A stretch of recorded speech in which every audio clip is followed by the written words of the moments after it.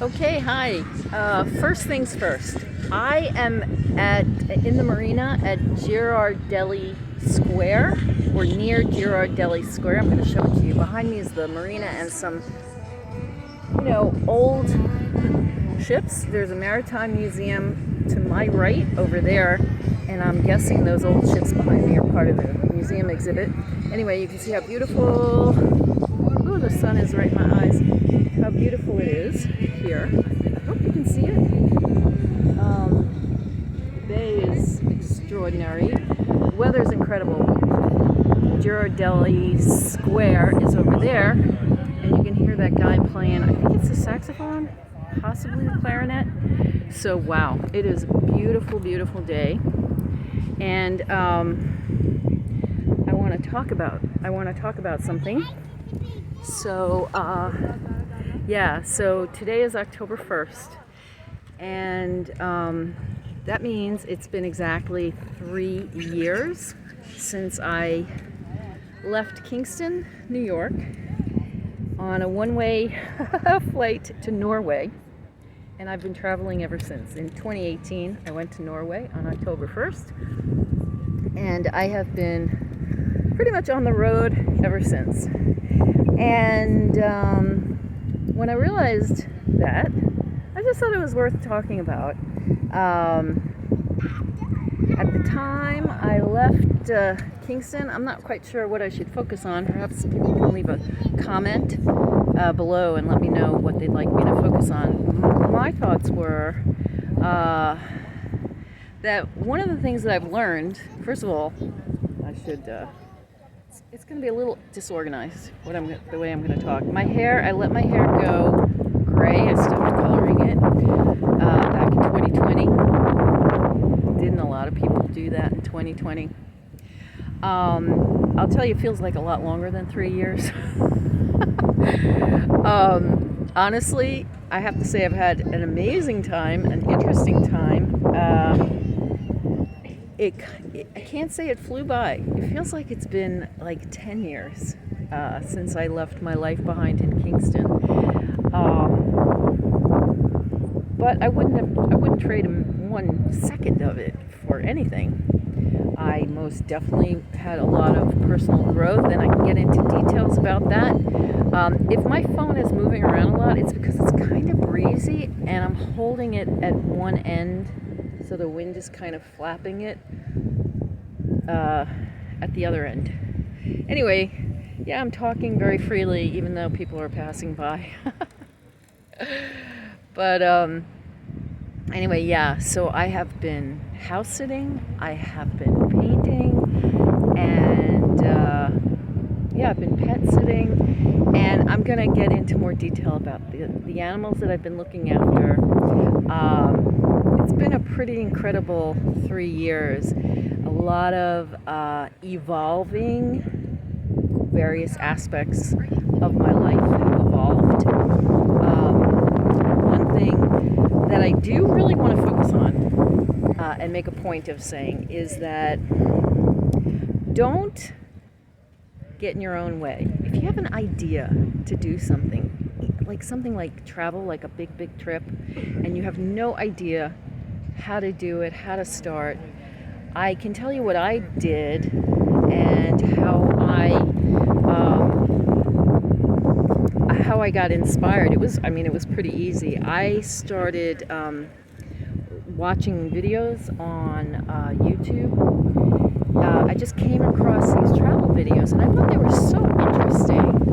And then I suddenly realized, oh my gosh, I could do what they're doing. And I couldn't stop watching them, and I was getting massively inspired. And then I was reading blogs, and I was getting inspired about where to go and how to pack and packing and all kinds of travel hacks in terms of like travel, the actual transportation, accommodation hacks. It was all kinds of stuff. I had started out with a very, very grand, I'm trying to see if I can show you something a little different behind me. Oh, there's those ships. Okay, but it's not that comfortable to hold my arm out that way, so I'm going to go back to where it was. Anyway, so yeah, I had started out with a really big idea to go to Thailand because I knew somebody in Thailand and I was going to visit her. And then I had, when I looked into flights for Thailand, a lot of the flights I was thinking about taking had a stopover in Oslo, Norway. And then I thought, wow, why don't I just fly to Oslo and then go to Thailand anytime I want from there. And so I did go to Oslo. I actually flew into Bergen, that's how they say it in Norway. And I visited Oslo, but I actually started in Bergen. And I never did make it to Thailand. I actually came back to the United States 3 months later, because you can only stay in most of the countries in Europe for 3 months. And so, yeah, I came back to the U.S. I thought I might go back, but I didn't. Oh, and I didn't just stay in Norway. I went from Norway to Poland, and then to Italy. And then when I came, I was in Italy for about almost 8 weeks, staying in a villa about 6 kilometers from Pisa, and it's beautiful there. It was so gorgeous. Then I went to London for my first ever pet sit, and it was international. And I never even met the people. It was so amazing. We had a video chat, and they left the keys for me, and that's a whole other story. Save that for another time. And then from London, I went to Dublin, and then I came back to the United States. And once I was back in the United States, I just traveled down the East Coast, and yeah, and then I found my way over to the West Coast, which is where I am right now. Wow. Yeah, San Francisco. My whole life, people have told me I would love San Francisco, and I do. It's incredible. There's a guy across the street, right, playing saxophone or something. So, yeah. So here I am in San Francisco, and I just love it. It's a beautiful city. It's got amazing everything. I mean, the water is incredible. The Embarcadero, which is like this big swath of concrete and pathways that goes around the whole peninsula. That people walk their dogs and bike on it and run, and there's restaurants and stuff along it. And there's that, and it kind of connects to where I am now. And let's see, that is a fantastic thing. The water just creates the most amazing weather ever. I think in almost a year that I've been here, should I say that? Yeah. I think there's been one handful of days where it's actually rained, or even rained so hard that you couldn't go out. So the weather is spectacular. I mean, look at the sky. Look at it. It's incredible. And the breeze is truly balmy. I'm trying to show you some. Can you see the balminess of the trees? Look at those palm trees swaying. Their leaves are swaying. So, yeah, so, so what I wanted to make a point of saying is that I can only encourage you to travel.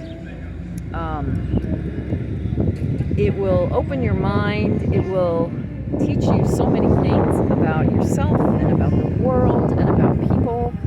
And a lot of people, I think, want to travel, and they're afraid to, and they think that they don't have enough money, or they don't have enough time, or maybe they have kids or pets or something. But you can travel with kids, you can travel with pets. There are all kinds of people out there traveling, families, single people with their pets. I mean, I met a couple of solo travelers who were traveling with an animal that they met on their travels, like one way or another, and I thought that was very cool. There was a woman traveling with her cat, and she had just found the cat, or the cat found her, and she was just traveling with it in a carrier, and the cat was so good. It was like the cat wanted to travel, so he or she knew how to behave. It was amazing. So yeah, don't let anything get in your way. Travel, go somewhere. And another thing that I think is important to note is find inspiration for the place that you want to go to, and you might end up somewhere else, such as what happened to myself. But it's all part of the adventure, and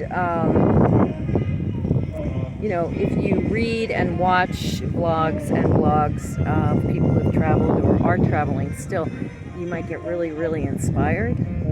And let's see, what else can I tell you?